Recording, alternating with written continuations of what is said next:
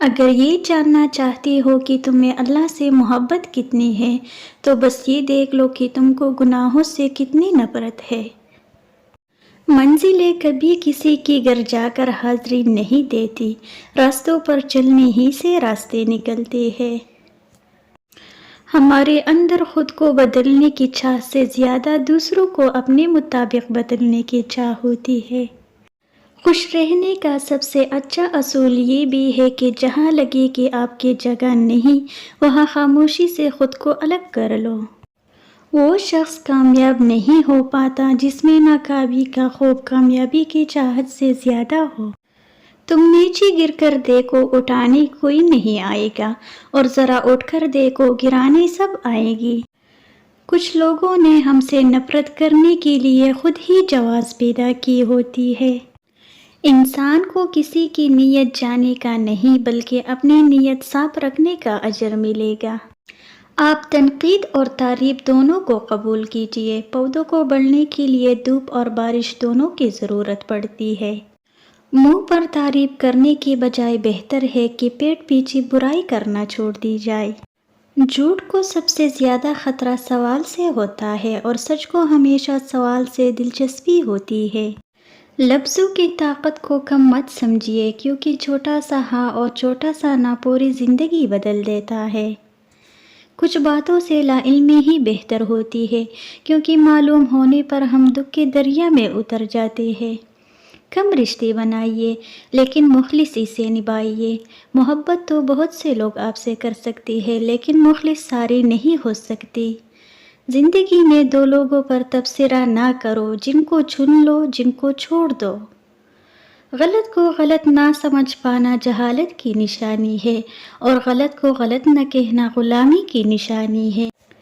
حیا کی سیڑھی سے اگر عورت کا پاؤں پھسل جائے تو پورا گھرانہ منہ کی بل گرتا ہے۔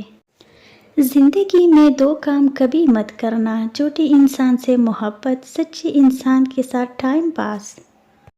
جب دولت آنے سے کسی کا اخلاق تباہ ہو جائے تو سمجھ لو اس کی زوال کا وقت شروع ہو گیا۔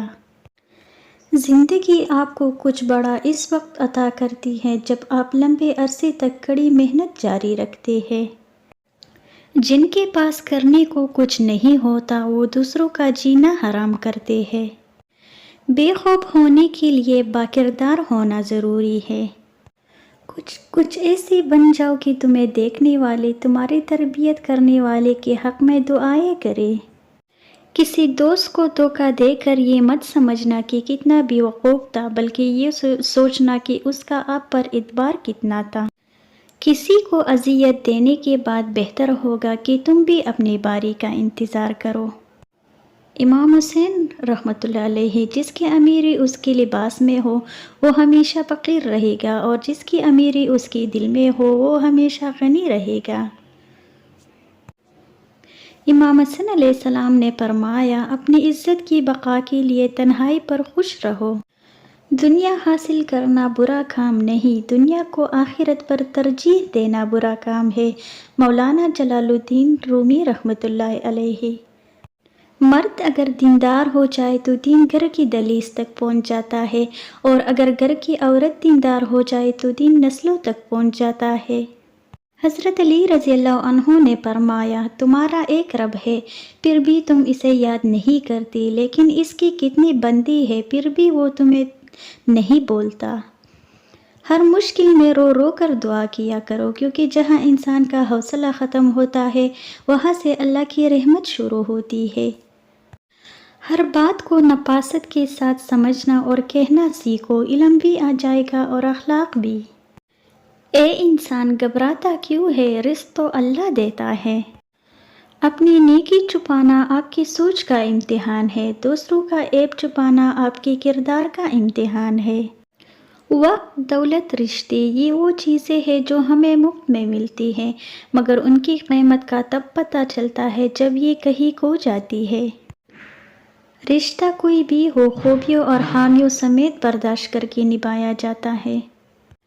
خاموشی تمام سوالوں کا بہترین جواب ہے، اور مسکراہٹ ہر حالات کا بہترین رد عمل ہے۔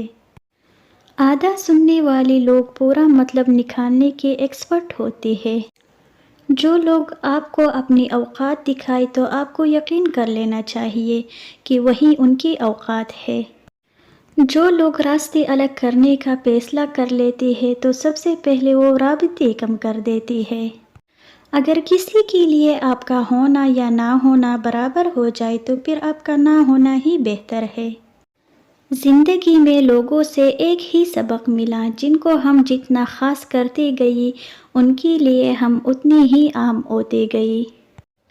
آپ کا بہت زیادہ اچھا ہونا بھی آپ کو لے ڈوبتا ہے۔ زندگی میں کسی بھی انسان کو اتنا قریب مت کرو کہ وہ آپ کو معمولی سمجھنے لگے۔ خاموشی سے محنت کرو، نتیجہ خود ہی شور مچا دے گا۔ دل دکانے پر بھی جو شخص آپ سے شکایت تک نہ کر سکے، اس شخص سے زیادہ محبت آپ کو کوئی نہیں کر سکتا۔ ہم مسلمانوں میں سے ہر مسلمان ایمان پر مرنا چاہتا ہے، لیکن ایمان پر جینا کیوں نہیں چاہتا؟ زندگی نے بہت کچھ سکھایا، کتابوں نے بھی رہنمائی کی، لیکن انسانی رویوں نے جو سبق دیا، نہ وہ زندگی کسی ورق اور نہ ہی کتاب کے کسی صفحے پر تحریر تھا۔ صبر کی دو صورتیں ہیں، جو ناپسند ہو اسے برداشت کرنا اور جو پسند ہو اس کا انتظار کرنا۔ حضرت علی رضی اللہ عنہ۔ نماز بوجھ نہیں بلکہ تمہارے بوجھ کو ہلکا کرنے کا ذریعہ ہے۔ توکل، شکر اور صبر کی راہوں سے گزر کر ہی رب کی رضا نصیب ہوتی ہے۔ طنز وہ تیر ہے جو شہد میں بھگو کر بھی مارا جائے تب بھی اس کی کڑواہٹ اور چبھن کم نہیں ہوتی۔ جو اپنی نصیب پر اکثر روتے رہتے ہیں اسے یہ خبر ہی نہیں ہوتی کہ اس رب نے اس کے حق میں اور بھی بہتر لکھا ہوتا ہے۔ حضرت علی رضی اللہ عنہ۔